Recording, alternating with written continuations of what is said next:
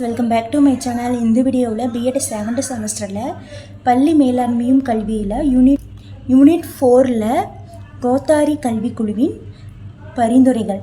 இது 1964 to 66. இது 1 மார்க்கில் கேட்பாங்க கண்டிப்பாக. பள்ளி கட்டடங்கள் கட்டுதல், முடிக்கப்படாத கட்டடங்களையும் புதிதாக சேரும் மாணவர்களுக்கான கூடுதல் கட்டடங்களையும் உடனடியாக கட்டுவதற்கான நடவடிக்கைகள் எடுக்க வேண்டும்.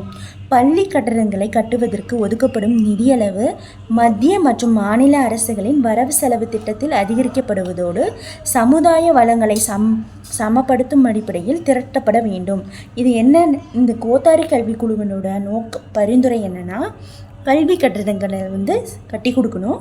பாலடைஞ்ச கட்டடங்கள் இருக்கியா, அது அதை மறுபடியும் இடிச்சுட்டு புதுசாக ஒரு கட்டணத்தை கட்டி கொடுக்கணும். இந்த மாதிரி செய்கிறது தான் இந்த கோத்தாரி கல்விக்குழுவின் பரிந்துரை. இது பார்த்திங்கன்னா ஆசிரியர் அறைகள் எப்படி இருக்கணும் அப்படின்னு என்ன சொல்லுதுன்னா, ஆசிரியர்களுக்கும் தனித்தனி அறைகள் இருக்க வேண்டும். அதாவது ஆண் டீச்சருக்கு தனியாக, பெண் டீச்சருக்கு தனியாக இருக்கணும், ரூம்ஸ் இருக்கணும். அந்த ரூம்ஸுக்கு தேவையான மேஜை, நாற்காலி, அலமாரி அதெல்லாம் கொடுக்கணும். ஏன்னா பேப்பர் வச்சு திருத்துவாங்க இல்லையா, அதுக்கு மேஜையெல்லாம் தேவைப்படும் உட்காந்துக்கிறதுக்கு. அப்புறம் அலமாரியில் ஏதாவது புக்ஸ் எல்லாம் ஸ்டோர் பண்ணி வைக்கிறது, பேப்பர் ஸ்டோர் பண்ணி வைக்கிறதுக்கு, இதுக்கு எல்லாமே இதெல்லாம் தேவைப்படும்.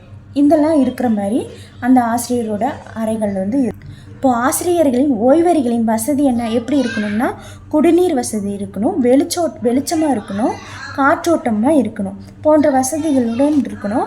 இந்த ரூம் எப்படி இருக்கணும்னா, தலைமை ஆசிரியர் பிரின்சிபல் இருக்கார் இல்லையா, அவர் ரூமுக்கு 2 சைடாக இருக்கணும், இருபுறமும் லெஃப்ட் சைடும் ரைட் சைடும் இருக்கணும்னு சொல்கிறாங்க.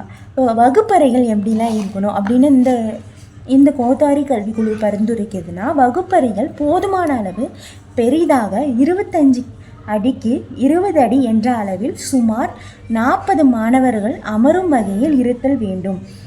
ஒவ்வொரு வகுப்பறையிலும் செவ்வக வடிவ கரும்பலகைகளும் இருபுறமும் நீண்டிருக்கும் வகையில் ஆசிரியர் நின்று சொல்லாடுவதற்கு மேடையும் அமைய வேண்டும். வகுப்பறை நூலகத்தை இடம்பெற செய்ய வேண்டும். அதாவது நம்ம கிளாஸ் ரூம்லேயே நூலகம் இருக்கணும் அப்படின்னு சொல்கிறாங்க. அந்த வகுப்பறை எப்படி இருக்குன்னா, வெளிச்சமாக இருக்கணும், காற்றோட்டத்தோடு இருக்கணும், மின் இணைப்புகள் இருக்கணும், இருக்கை வசதிகள் இருக்கணும். மின் இணைப்புனா ஃபேனு, லைட்டெல்லாம் இருக்கணும். மாணவர்களின் வகுப்பறைகள் மேற்கூறிய அமைய வேண்டும். பொது தேர்வுகள் நடத்துவதற்கு பெரிய அறைகள் இருக்க வேண்டும். அதாவது பப்ளிக் எக்ஸாம் நடத்தும் போது பெரிய அறைகள் இருக்கணும். நூலகமும் படிப்பறையும் இது எப்படி இருக்கணும், வாசிக்கும் பழக்கத்தை ஊக்குவிக்க வேண்டும். அனைத்து வசதிகளும் வேறுபட்ட பணி நேரங்களில் கொண்டிருப்பதால் அதிக அளவிலான மாணவர்கள் நூலகத்தை பயன்படுத்த முடியும். அதாவது என்ன சொல்கிறாங்கன்னா, ஒவ்வொரு கிளாஸுக்கும் இந்த டைம் டேபிளில் ஒவ்வொரு பீரியடு கொடுத்துருப்பாங்க. அந்த பீரியடில் போய் மாணவர்கள் படிக்கிறதுனால எல்லா மாணவர்களுமே நூலகத்திற்கு செல்கிறதுக்கான டைம் கிடைக்கும். மிகப்பெரிய அறைகளில் சுமார் 30 அடி × 20 அடி என்ற அளவில் நூல்களை பாட அடிப்படையில், அதாவது தமிழ் பாடம்னா அதுக்கு தனியாக ஒரு இடம் இருக்கும், இங்கிலீஷு மேக்ஸு அப்படின்னு சொல்லிட்டு அதுக்கு தனியாக அலமாரிகள், அதுக்கு தனியாக ரோஸ் கொடுத்துருப்பாங்க. அது எப்படி இருக்குன்னா, அகர வரிசையில் அடுக்கி வைப்பதற்கு பல அடுக்கு அலமாரிகள், அமரும் இருக்கை ஏற்பாடுகள் இருக்கணும். அமரும் இருக்கை ஏற்பாடுனா அந்த இடத்துல புக்ஸ் எடுத்துகிட்டு போய் அங்கே உக்காந்து நம்ம படிக்கணும் இல்லையா, அதுக்காக அமரும் இருக்கை ஏற்பாடு இருக்கணும். அப்புறம் நாளிதழ், வார இதழ், மாத இதழ் இதெல்லாம் இடம்பெற்றிருக்கணும். இதழ்களை காட்சிப்படுத்துவதற்கான சாய்வு நிலை எடுக்க அறையின் நடுவில் நூலகர் அமர்ந்து செயல்படும் உயரமாக இருக்கை ஆகியவற்றை நூலகத்திற்கு தேவையாகும். நூலகத்தில் அலுவலர்கள் இருப்பாங்க இல்லையா, அவங்க உட்காந்து பார்க்குற மாதிரி உயரமான இருக்கைகள் இருக்கணும். நூல்களின் இருப்பு பதிவீடு, வழங்குதல் பதிவீடு போன்ற நன்கு பராமரிக்க வேண்டும்.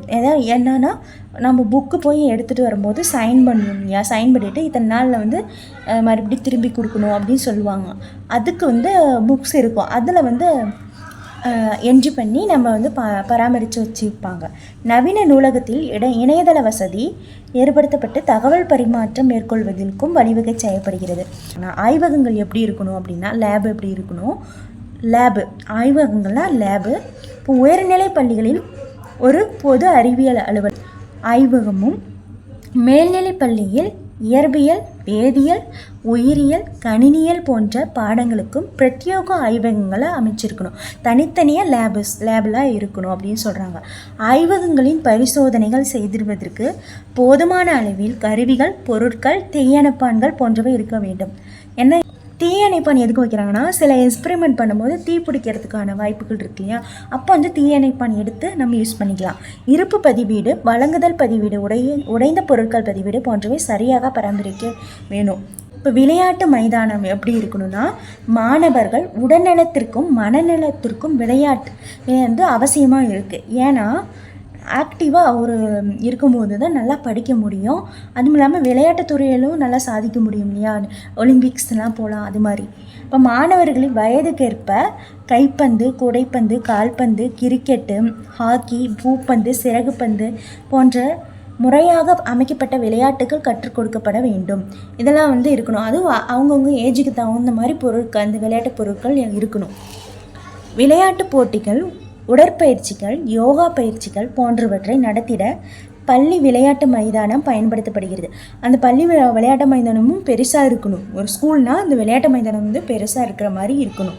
அடுத்து கழிப்பறைகள் எப்படி இருக்கணும்னு சொல்கிறாங்கன்னா, ஆசிரியர்களுக்கும் மாணவர்களுக்கும் மாணவிகளுக்கும் தனித்தனியாக கழிப்பறைகள் இருக்கணும். அப்புறம் சிறுநீர் வழி கழிப்பறைகள், கை கழுவும் இடங்கள் போன்றவை அமைந்திருக்கணும். இது எல்லாமே தனித்தனியாக இருக்கணும் அப்படின்னு சொல்கிறாங்க. அப்புறம் ஒரு தோட்டம், இந்த பள்ளி வளாகத்தில் இருக்கிற தோட்டம் வந்து எப்படி இருக்கணும்னு சொல்கிறாங்கன்னா, குழந்தைகள் செடிகள், பூக்கள் மற்றும் பழங்கள் அதிகம் விரும்புவார்கள். அப்போ அந்த இடத்துலலாம் இருக்கும்போது அவங்களுக்கு எப்படி இருக்குன்னா, ஒரு ரெஃப்ரெஷிங்காக இருக்கும்.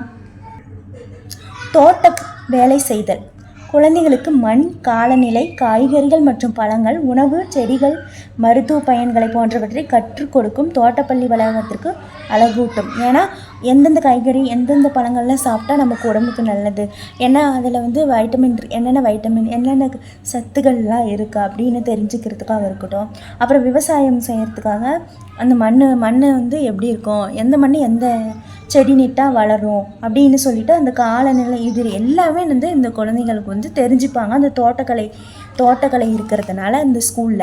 அடுத்தது மதிய உணவு. தமிழ்நாட்டில் அனைத்து அரசு மற்றும் அரசு உதவி பெறும் பள்ளிகளில் வந்து இலவச மதிய உணவு வந்து தேவைப்படும் மாணவர்களுக்கு வந்து தராங்க. இது வந்து அண்டர்லைன் பண்ணி காட்டுங்க. ஏன்னா வந்து தமிழ்நாடு அரசு செய்யுது அப்படின்னு சொல்லிட்டு நம்ம அதை பாயிண்ட் அவுட் பண்ணி காட்டுறோம். அனைத்து பள்ளிகளிலும் குடிநீர், கை கழுவும் குழாய்கள், இருக்கை வசதியுடன் கூடிய மதிய உணவு கூடம் இருத்தல் அவசியமாகும். கோத்தாரி கல்விக்குழுவோட பரிந்துரையில் வந்து இப்படி தான் இருக்கணும், ஒரு கல்வி கட்டணம்னா இப்படி தான் இருக்கணும்னு சொல்கிறாங்க. அது எந்த வருஷத்துலனா 1964 to 66. இந்த வீடியோ உங்களுக்கு பிடிச்சதுன்னா சப்ஸ்கிரைப் பண்ணுங்கள், லைக் பண்ணுங்கள், ஷேர் பண்ணுங்கள், கமெண்ட் பண்ணுங்கள். தேங்க்யூ.